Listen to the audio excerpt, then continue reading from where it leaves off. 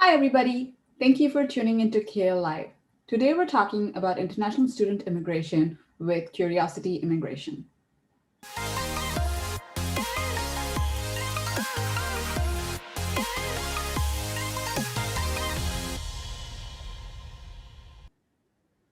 Hello again. My name is Ashwati, and if you're joining us for the first time, CAEL Live is an interactive series where we guide you through your journey to Canada as an international student. We talk about international education, Canadian higher education admissions, and much more. We will also, of course, be talking about the CAEL test. Please subscribe to our channel and click on the bell icon if you're planning to study in Canada. In today's episode, Curiosity Immigration and Education Services will be discussing things you need to be aware of before deciding to study in Canada. Luis Guerra, who is the founder of Curiosity, has vast experience helping international students just like you. So if you have questions, please write it in the comments below and Luis will be happy to answer them for you. Let's go say hello to him.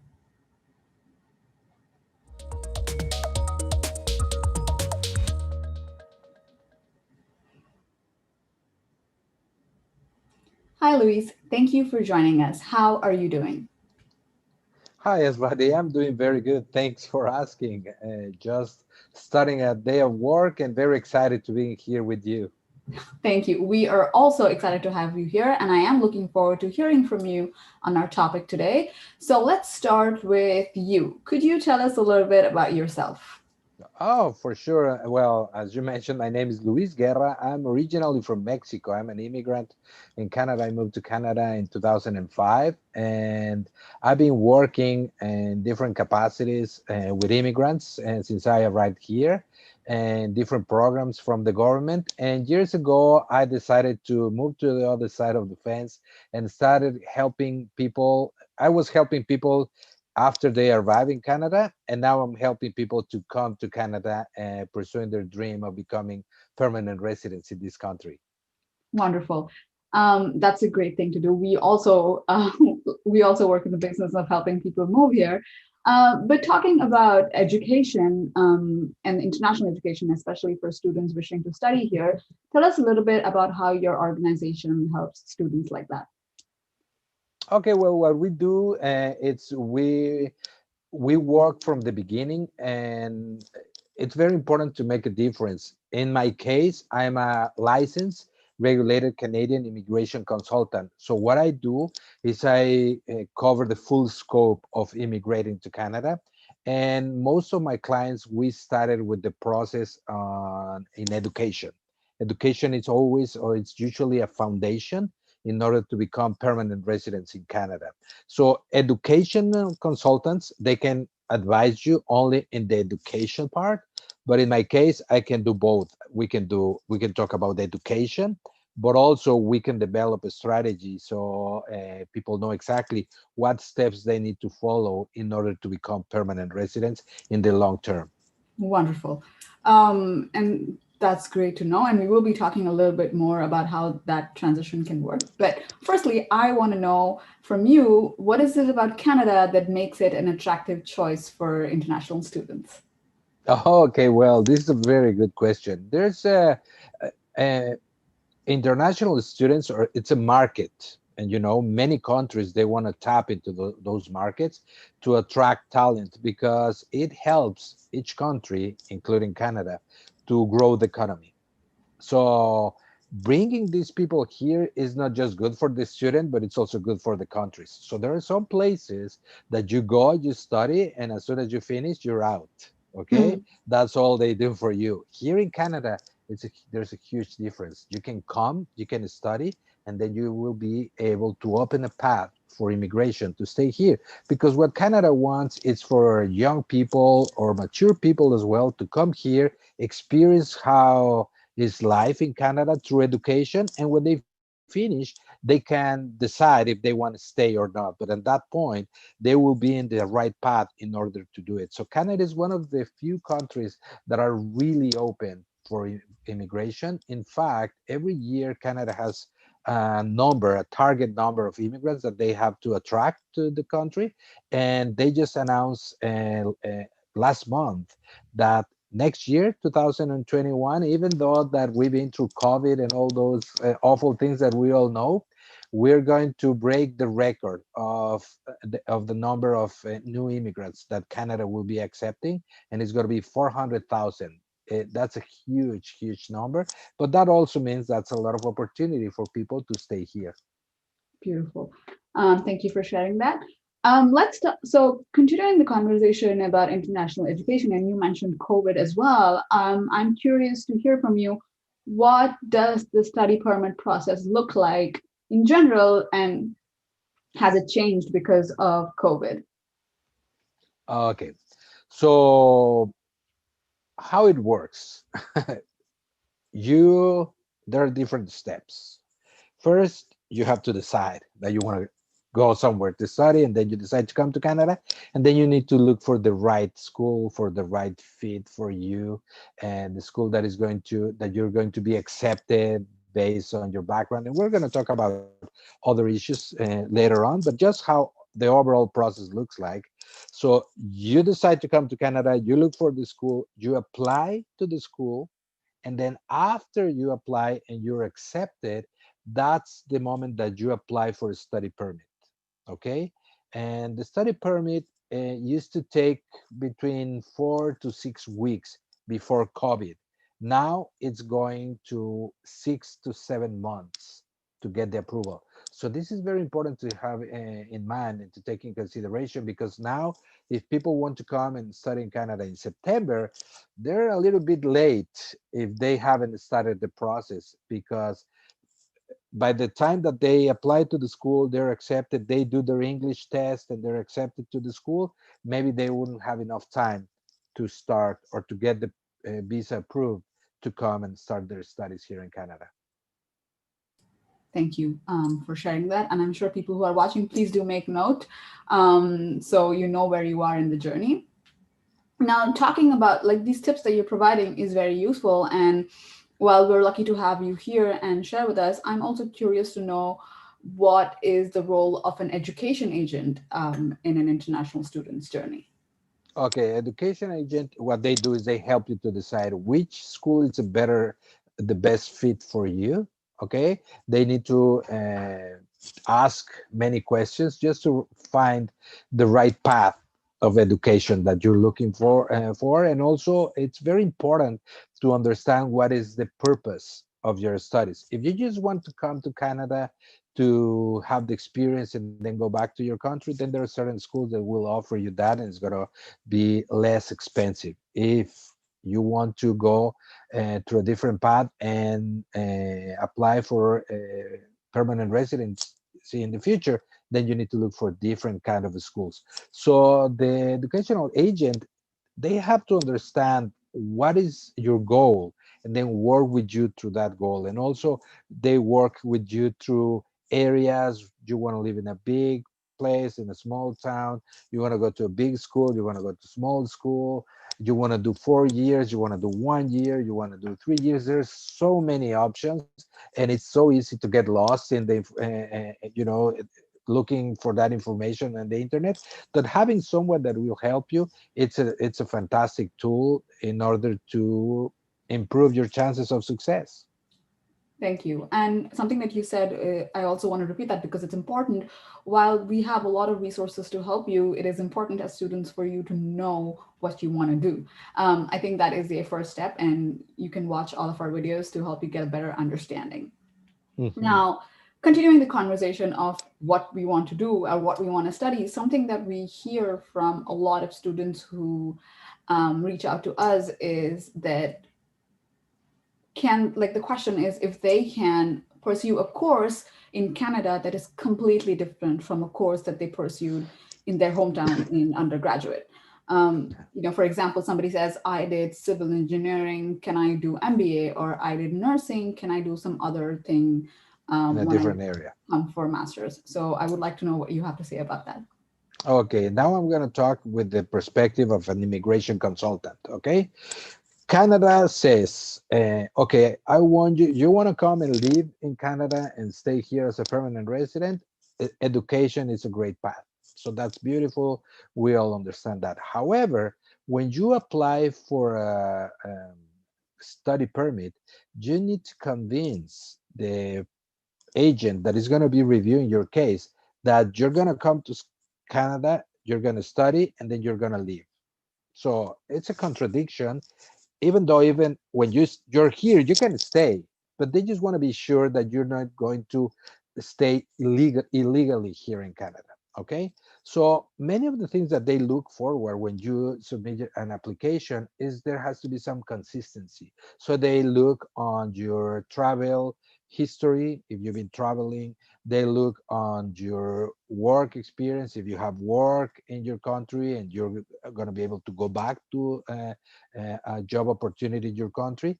But also what they look, it's for a reason why you are studying what you are planning to do. So if you're a recent high school graduate, there's no problem. It's straightforward. You have to prove also that you have the resources to pay for your education, even though that you have an option, you have opportunity, and you will be allowed to work for 20 hours during your studies. You need to prove that you have the financial resources to cover, at least for you need to prove 1 year of tuition plus all your expenses. Okay, but the key element is to show the reason why. So you can be a nurse and then moving to a program that it's maybe hairstylist, but you just need to create a plan and you need to create a letter when you're going to submit your documents explaining why you're taking that path. Okay, so if you're an engineer and you want to do a master's in engineering, well, it's straightforward, there's no reason. But if you're an engineer and then you want to move to cook, well, there are gonna be a lot of red flags. You can do it and you can obtain that visa, but they're gonna look on the big picture. You can say, well, I studied this, but it wasn't my passion. I always loved to cook, and now it's my time to pursue my real dream, which is to open a restaurant. Okay, so there are ways, but you just need to be very careful because that's one of the biggest reasons why visas are not approved. And many people have this wrong idea that thinking that if you're accepted to the school, then your visa will be approved. And there are two different things. Thank you for that. Thank you for that information. And after this show, I'm excited to share this with anybody who's asking us because now we have an answer from you for that. We have a question from our audience. Yes. Eileen asks, is it necessary to take an English test to get into Canadian university? Okay. It is the most important thing. I cannot stress this more. It is the most important thing to show your a level of English. Okay. There are some schools here in Canada that they don't ask you for an English test or they don't ask you for your English proficiency, but those schools regularly they don't qualify for immigration purposes. So as I mentioned, if you just want to come do some studies and then go back to your country, well, maybe the school that you're applying they might not ask you for this kind of tests. But all the schools, absolutely 100%, all the schools that qualify for immigration purposes, you must have an English test. You have to. If you don't have that, you will not be accepted unless you take a program with them or in a different school that is called Pathways, and they help you to fulfill that requirement. But it's when I talk to my clients, that is the number one thing that I talk about, English. Thank you for saying that. And Eileen, we will be sending you a link in the chat um, about an English test that you can take, which is the CAEL test. You can check it out in the links below and ask us if you have any questions about the test. The test is designed to make sure you have a complete Canadian classroom experience. So it will be very helpful for you. Continuing our question about study permits and education, our next question for you is, does having work experience improve an international student's chances of getting a study permit, especially if it's a master's course? No, it may improve your chances to be accepted to the school, but in terms of the visa, What they just see, it's if you've been accepted to the school, having work experience. Of course, it's a good thing, but it's not relevant in order to make the decision. Thank you. Um, okay. Let me mention something there. If you finish your education in your country and you've been out of work for 3 years, and then you want to come to Canada, that might be a problem, because then they're gonna start questioning, well, are you planning to come to Canada and overstay and work illegally? Those are the red flags that I was talking about before. Okay. Good to know. Thank you for letting us know. Um, so Eileen already asked us this question, but I do want to learn a little bit more from your point of view. What is the importance of preparing and writing an English test beyond just for your admission process? Okay, when you come to Canada, all the things that you're going to be doing, most of the friends that you're going to be having, the workplace that you're going to be interact, the people at the workplace that you're going to be working with, everything is going to happen in English, everything. So it's not just a foundation, or it's not just a prerequisite to be accepted to a school. That's just the first step.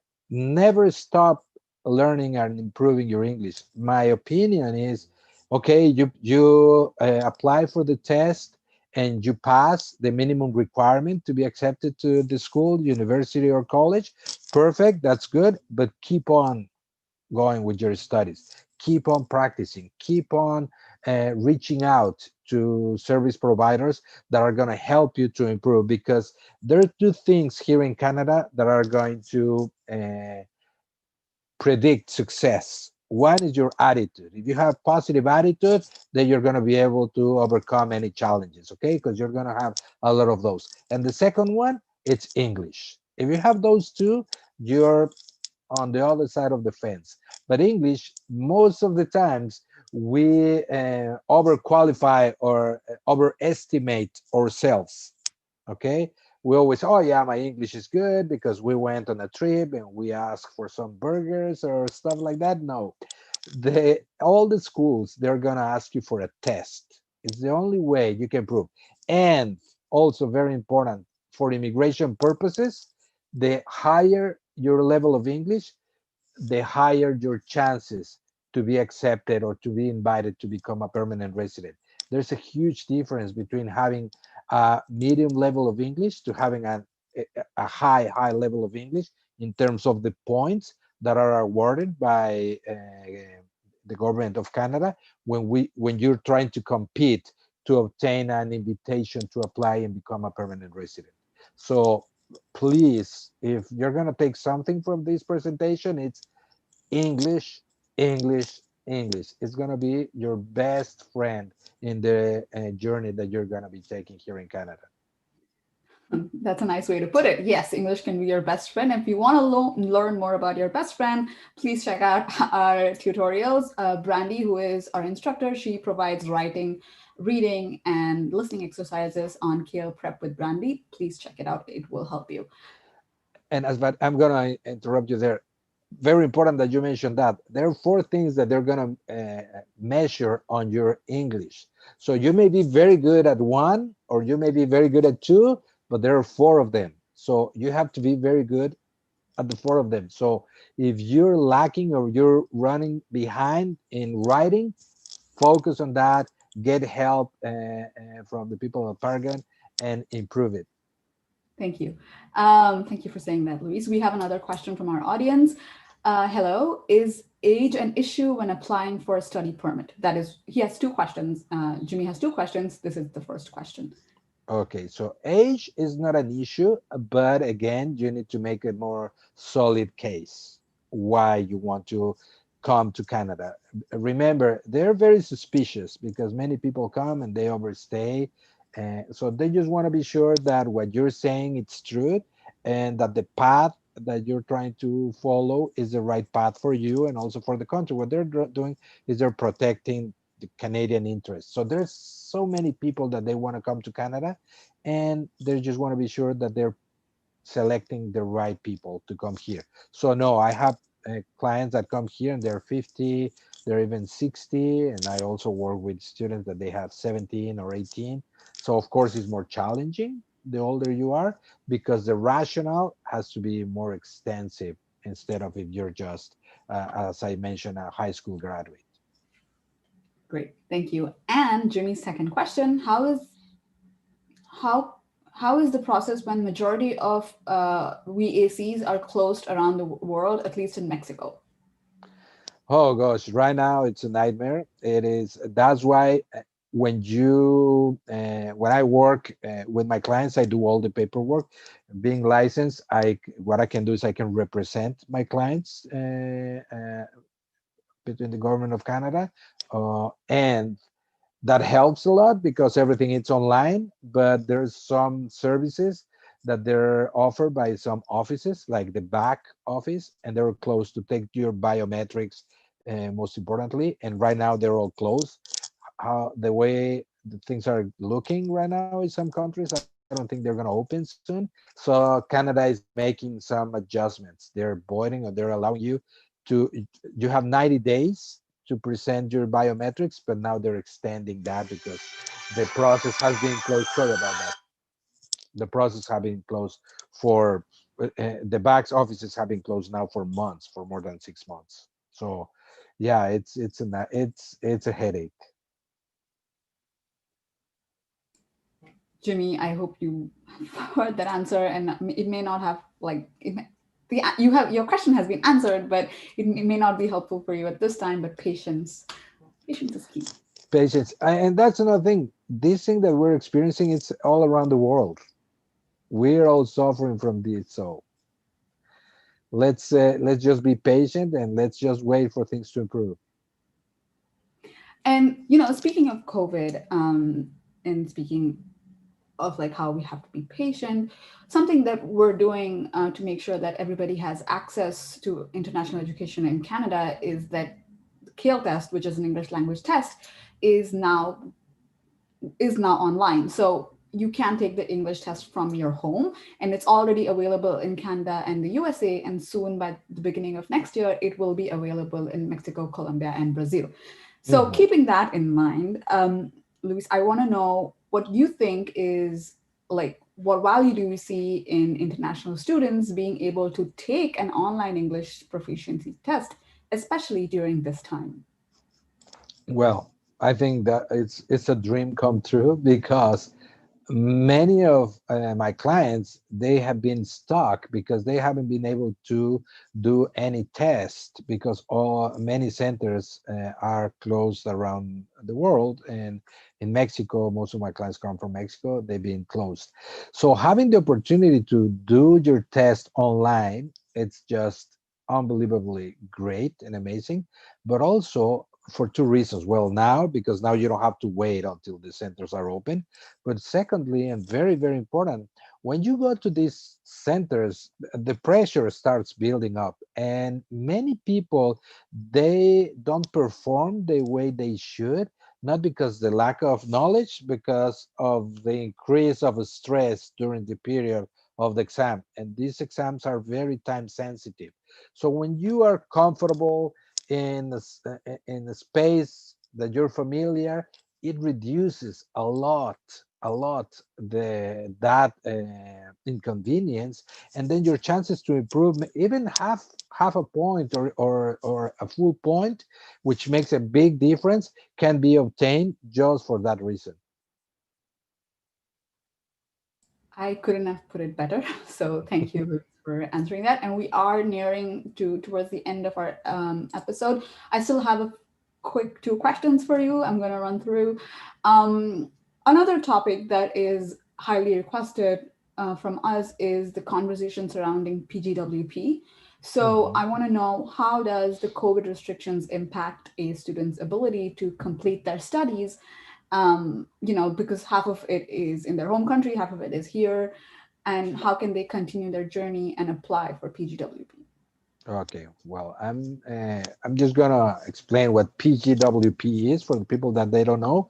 It's a postgraduate work permit that not, this is also very important to understand, not all the schools, um, many schools are called designated learning institutions. So those are schools that they're allowed to offer some studies here in Canada. And if you come to those schools, you can get a study permit and work during your studies. Okay, that's one thing.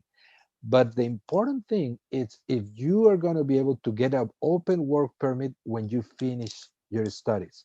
That is the postgraduate work permit, which is a key element in order to collect points for the permanent residency here in Canada. Okay, so first of all, not all the schools qualify. You need to be very careful which school you are selecting if you want to stay here in Canada after you finish your studies.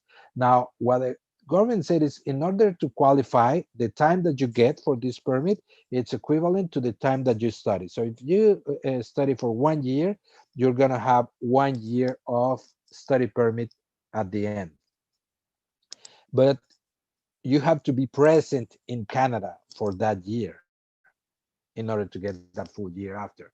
Now, with COVID, they made a change and say, okay, now you can start online, you can start outside of your country, sorry, outside of Canada, in your country, but not for a period less than 50% of the time of the full of your studies. Okay, this is going to change again, and this was a just a temporary rule that applied for people that submitted their work permits, well, the documentation before September 15. So the government did is they divided the, and I don't want to get it a lot into this because it's a little bit confusing, but they divided the study permit in two, and they give you a pre-approval, and that pre-approval, it was just to show it to the school so you were able to start your studies in your country. Okay, after they were expecting that after 6 months you will be getting your study permit and you were able to travel to Canada. Right now, international students, now they can travel to Canada. It's now open. However, the school that they're attending, they have to be on a list. It's called COVID-19 preparedness program. If they are in that list, then you can come to Canada. That doesn't mean that you're going to be go to school. You just Oh, can be present in Canada, but the school may still be closed. oh, okay. Mhm.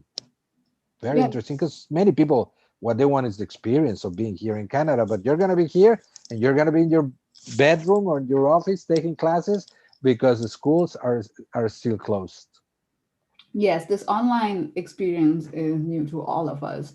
Yeah. I mean, we're getting used to it now because we've been shut down for so long. But it can be it can be hard, especially for students who are from a non-English speaking country. They are coming, like you said, they're coming here for the experience, but yet like they have to be at home and they have to explore things themselves, and that can be a little challenging. But Yes.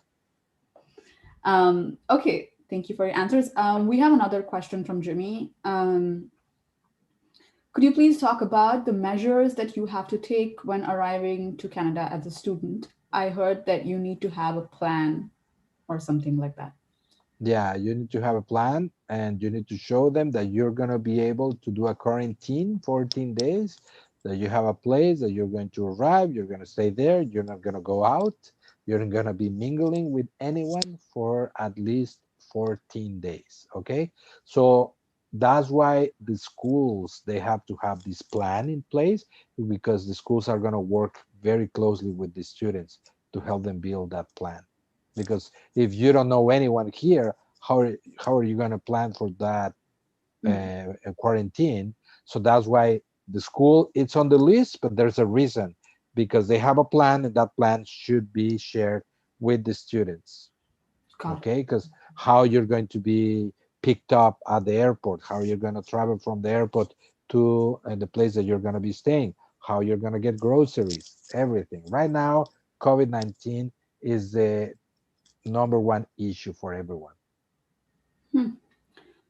Thank you, Luis. And Jimmy, thank you for asking your questions. I hope Luis's answers helped you.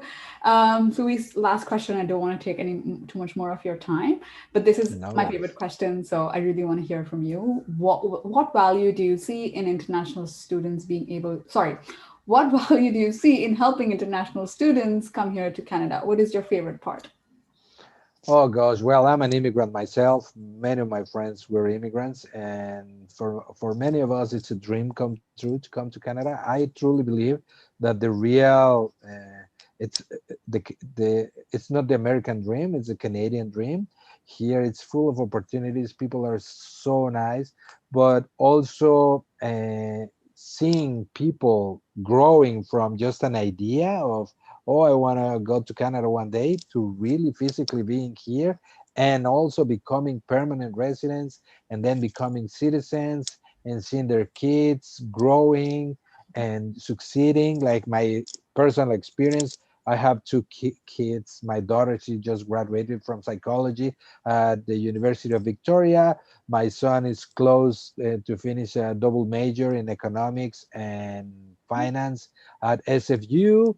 Wow. And it's so this story, it repeats over and over and over again when you talk to people.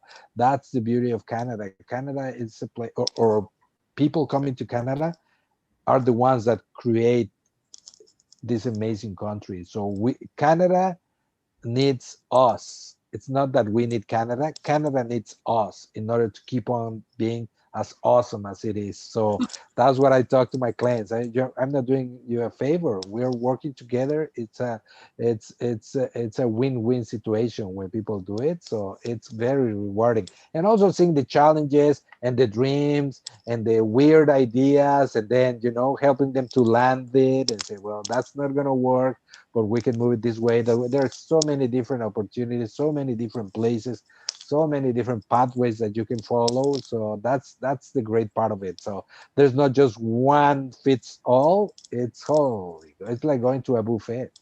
Wow. So for those of you who are watching, if you had your doubts, Louise has cleared them up for you very well. That was a very inspiring piece. Thank you so much for sharing that. And that was our last question.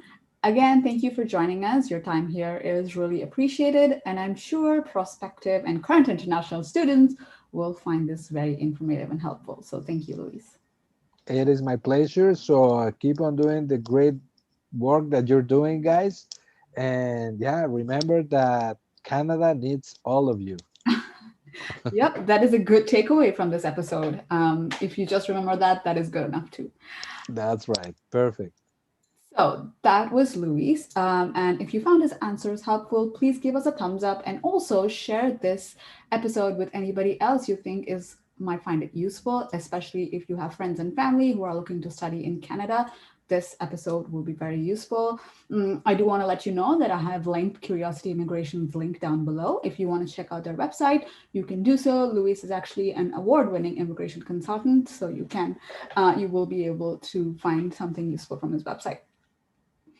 Apart from guidance on international education, we also have CAEL test lessons on a separate playlist called CAEL Prep with Brandy. We drop a lesson every Tuesday. Please do check that out as well. You can ask any questions you have about international education, about studying for the CAEL test, about CAEL Online in the comments below. You can also ask it in the comments under CAEL Prep with Brandy. And whenever Brandy comes on live, she will answer those questions for you, or we will answer it on our next episode. You can also find answers to your questions on our Instagram account. Our handle is @CAELTest, and I welcome you to interact with us on there. If you are an international student living abroad or in Canada, you may be eligible for the CAEL scholarship. If you took the CAEL test on or after July 2020, or if you're planning to take it in the near future, we are giving away up to $10,000 Canadian dollars in tuitions for international students. I will link our scholarship page below as well, and you can check it out. If you have any doubts, you know what to do. Our next and last episode for this year will be on Thursday, 17th of December at 11 a.m. PST. Please consider joining us, and do also invite anybody else you think might find it useful, especially those who are studying in Canada. Until then, please stay safe and have a nice weekend. Bye.